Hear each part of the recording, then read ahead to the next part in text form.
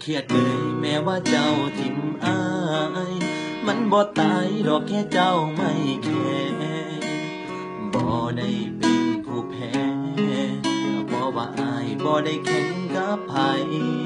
ให้เจ้าไปคันบ่เจ้าหาเขาคันเขาหาเจ้าไอ้นี่ก็เห็นสิดีใจเลิกกับเจ้าอายก็สิหาใหม่หามือใดก็ได้สัมผู้สาวหอดยามหนาวก็ต้องหาคนกอดผู้ใดก็บ่คือ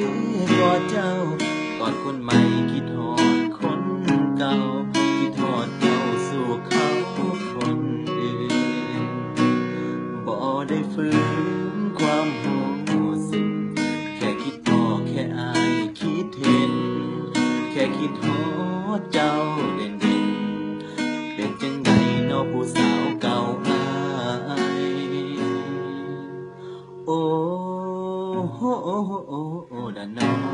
บ่ได้หักแต่ใจอายมันคิดฮอดเจ้าหลายเด้ดาคิดฮอดแห้งยามกินเหล้าคิดฮอดเจ้ายามไม่เมาคือมาถึงเฮาสิเด้อกันแล้วถึงมันแล้วคำสัญญาเมายามใดก็คิดเห็นหน้า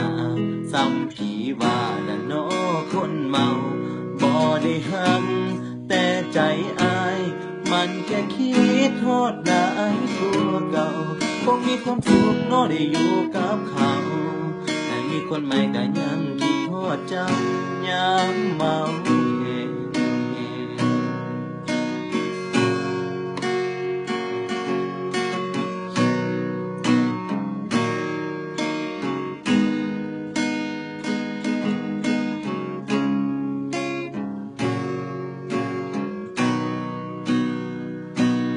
บ่ได้ฝืนความรู้สึก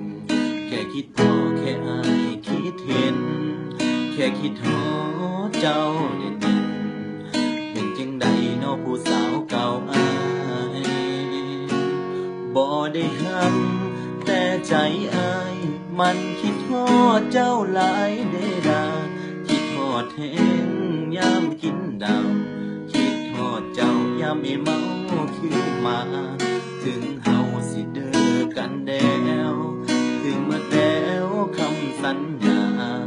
เมายามใดอายก็คิดเห็นหน้าซ้ำผีบ้าน่ะเนาะคนเมาบ่ได้หักแต่ใจอายมันแค่คิดทอดหลายกลัวเก่าคงมีความสุขเนาะได้อยู่กับเขาแต่มีคนใหม่ก็ยังคิดทอดเจ้ายามเมาแห้งคงมีความสุขเนาะได้อยู่กับเขาให้มีคนใหม่ก็ยังคิดทอดเจ้า